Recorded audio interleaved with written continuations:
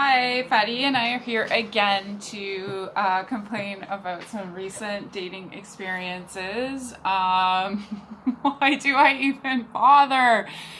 Okay, three or four dating stories here. Number one, um, went out with this guy. He wanted to meet me at a park, like the really cool park at like Yonge and Lawrence. And he was 35 minutes late. So I was sitting in a park alone for 35 minutes. And I thought, like, okay, maybe he's coming from work. Like, I'm giving the benefit of the doubt. And his excuse was that he got talking to a neighbor and lost track of time.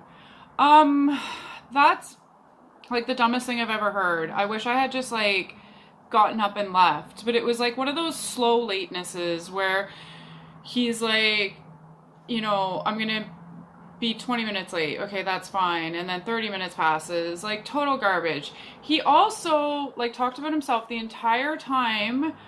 We were talking about Egypt. He went to Egypt and they were talking about the tombs and the Valley of the Kings and all that stuff. And I had mentioned that I'd just seen this BBC show about Carter, the guy that discovered Tutankhamun's tomb, and he was like not having any of it. So I'm like on topic, and he was just like not even remotely interested in that. And it was all like, ooh, this white girl like in Egypt liked me, and blah, and people in Egypt think that I'm Egyptian, and like it was just like so stupid. I was dying. I had to cut the date short. It was brutal. He also was saying how he likes to go to that park and smoke a cigar. And I was like, oh, that's really fun. I haven't had a cigar for years. He's like, well, do you mind if I smoke? I'm like, no, not at all. Like, I'm going to grab one from you if that's okay. He's like, well, I only have one. And then he like didn't share it or just give it to me. He just like didn't end up, he's like, well, I guess nobody's smoking. And I'm like, you are 35 minutes late for a date. Don't you want to like impress me? Like, what? Don't you want to be giving? Like, don't you want to like make me feel special? It was so weird and bizarre. So yeah, that was a total date fail. Ugh. 35 minutes late. No. The second date was just like the guy put in zero effort. It was almost like he saw me and just didn't find me attractive or something like that. Like there was just nothing. Like I was getting nothing. Like no details of his stories. No like openness, no sense of humor. Like I had to do 100% of the work because otherwise there would have just been complete silence. And it was really strange too because this is a guy that he had asked me out in the past, and like for whatever reasons, like it just never worked out. And then he found me again, but he was just like not just zero. I got zero from him, and yeah. And I just got home from a date, and I feel the need to gab about this one because this is like kind of like the worst. That this is like, well, I can't even say that because I've been on just so many bad dates. But it was just like painfully bad. He complained like a blue streak from the second that I met up with him. We had already planned on going, like I really wanted to try charcoal ice cream. And so I get in the car and he's like, okay, so where is this place? I'm like, I look it up and I'm like, okay, so it's at Queen of Bathurst. He gets mad. Like all of a sudden he says, like, where's that? And I'm like, where's Queen and Bathurst? Like, I'm just perplexed. And then he's still angry and says, no, like, I need an address. Like, where is this place? And I'm like, what the heck? Like, okay, I just was giving an intersection to just kind of let you know the area. Like, I don't know. I thought you'd go to Queen of Bathurst along the way. I'd be like, oh, okay, so it looks like it's a little farther west. Or me saying it's at Queen of Bathurst is just the opener to kind of like, for us to figure out our bearings. But it's like, why did you get like angry? Like, why not say, oh, okay, cool. Can I get the address? I'll put it in my GPS. Like, what is wrong with you? Then, like, I just should have just left. Like, honestly, like, it's too much. And then on the way, like, he just had all these, like, bizarre theories. He's like, yeah, so when I'm online, and he talked like Ricky from Trailer Park Boys, except that's an insult because I find Ricky really intelligent. He, like, if you take away sort of Ricky's, like, amazing insights, but just leave the, like, dumb, slack-jawed kind of voice, that's how he talked. And it was painful. He kept saying, or those things, you know, that things and wheres and abouts. And I'm like, pardon?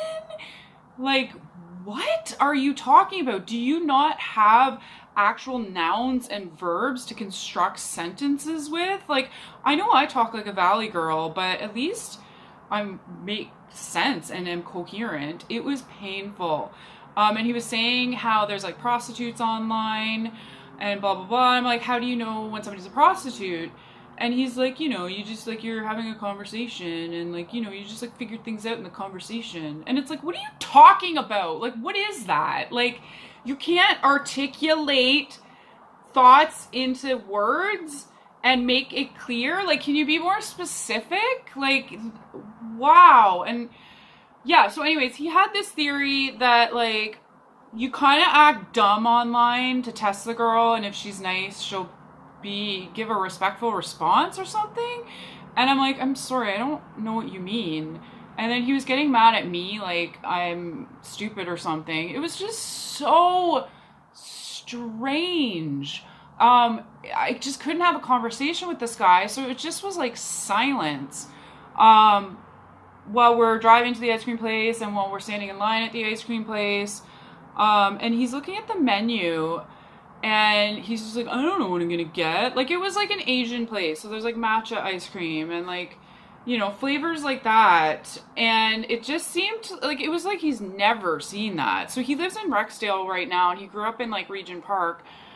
I don't know if that explains anything, but it's like, I feel like you should be used to ethnic food. I don't know, if you are in Toronto anywhere, shouldn't you be kind of used to ethnic food? I don't know. It was bizarre. And, like, he was just rude. Like, he didn't let me order first. He was, like, a little bit rude to, like, the sales clerk, which does not fly well with me. And then he was, like, complaining about the ice cream. He's complaining that we're downtown. Oh, I never go downtown. Which is just, like, I don't even understand how that's an attitude. I mean, I guess maybe I'm reverse snobbery because somebody asked me to meet them in Vaughan Mills the other day, and I was like, what? Like, I'm not going to Vaughan Mills, but I don't know. I find downtown snobbery just weird. And it's also like, that's kind of rude because it's like, I did pick the place because I wanted to try the charcoal ice cream. You could have, like, if you have all these hang-ups about, like, ethnic ice cream and downtown, like, maybe, like, I don't know, just keep quiet or something, because it's like, I picked that. Like, you're not making me feel very good. And then he, like, threw out his ice cream. First, he's, like, eating his ice cream, and this girl walks by with a case of beer, and he yells at her, hey, I'll trade you this for one of your beers. And it's like, dude, like, what? Nobody wants your dumb ice cream. And then he's, like, complaining about the ice cream. Like, he's like, this flavor's weird, and, like, this texture's weird. And then he just, like, throws it in the garbage. And it's like, can you be more of a gentleman? Like, have some decorum. That is absolutely ridiculously rude. I can't imagine a guy taking me to a restaurant and sitting there and complaining. It was just weird. He complained, like, the whole time. Oh, the traffic is terrible. And it's like, dude, it's not terrible. It's a pandemic, and this is, like, the best traffic downtown you're ever gonna get, so I don't even know what you're talking about. And then as he was driving, I mean, luckily it was mutual. Like, I just was literally like, okay, we can go now. Like, let's, and I get in the car, and he's just talking in his strange phrasing of, like, and that and the other thing, and, like, the things like that, you know, the thing. And it's like, what are you saying? You sound like the dumbest person on the entire planet. And I'm very forgiving of, you know, different vernaculars, but this is just like, you sound so painfully stupid. And your theories are just like the dumbest. Like, and he went on for like 10 minutes about how to roll a joint and put hash in it properly in this, like, again, painful way. Anyway, so he's driving me home, and then all of a sudden, I guess some girl walked by, I don't know, I wasn't really paying attention, and he's like, holy shit, that girl's got a great ass. Oh my god. And I was like, are you kidding right now? And he's like, what? Like, you don't look at guys? And it's like, actually, I don't. First of all, I'm not a male, so I'm not hardwired to be aroused visually, so that's a thing. And second of all, when I'm on a date, no, I don't sit there and look at guys. I actually am just kind of absent-minded in general. So no, and like, that's beside the point. That was, I found, a very odd and disrespectful thing to say on a date. And also, if we're gonna get real, I do a lot of yoga and squats. So it's like, if anybody needs to be yelling about a grade, it should be mine. I'm just saying. Yeah, so he kind of got defensive and, like, you know, put it on me, and it's like, oh my god. So when he dropped me off, like, and he was, yeah, he drove through, like, Regent Park, and he was all like, no, when I lived here, it was like a family community, and I'm like, whatever, dude, like, do you even know where we are? Like, he was like, oh, that place is really nice, and we used to go there.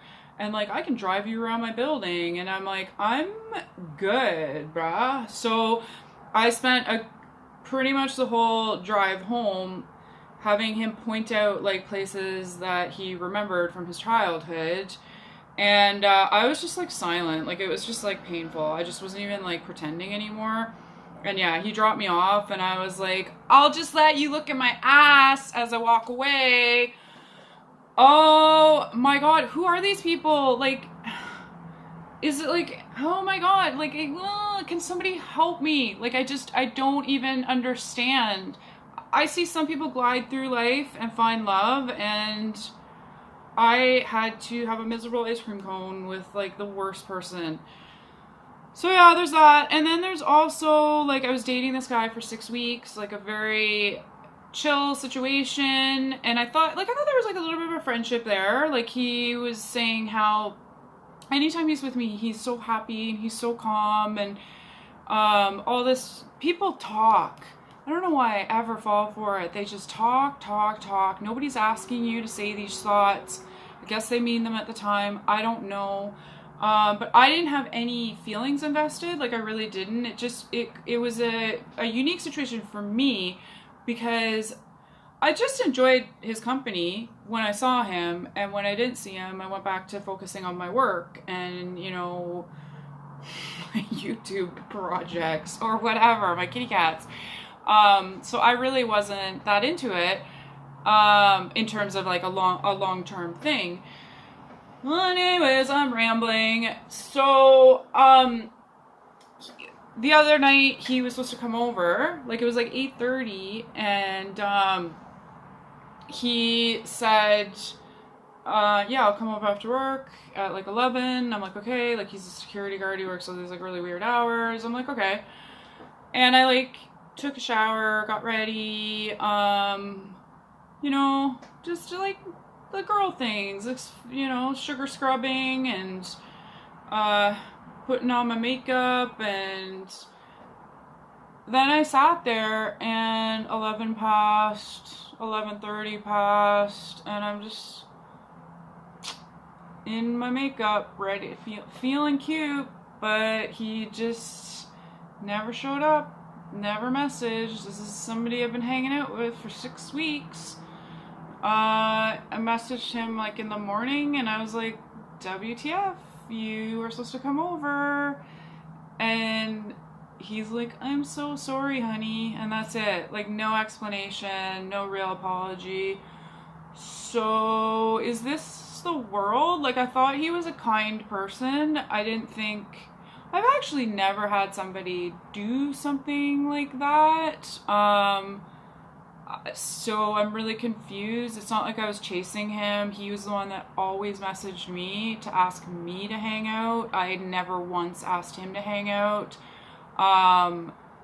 So it's like, why would you go out of your way to make plans with me for 3 hours ahead of time and then just not show up? What kind of person does something that disrespectful?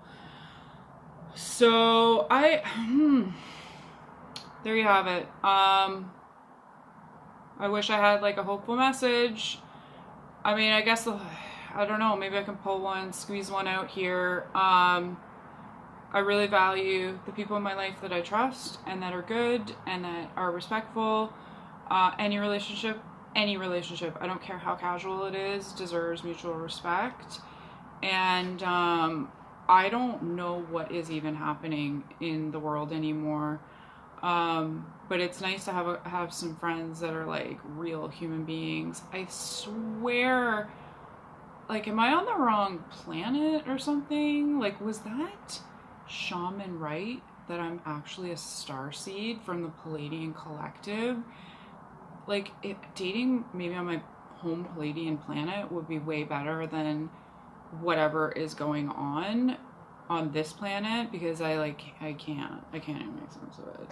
So if you have any hopeful messages for me, I will be very grateful. And if anybody else out there is struggling, I'm giving you heartfelt love, because I don't even think it's my psychology anymore. You know, I used to be like, well, my father, so I attract guys like my dad.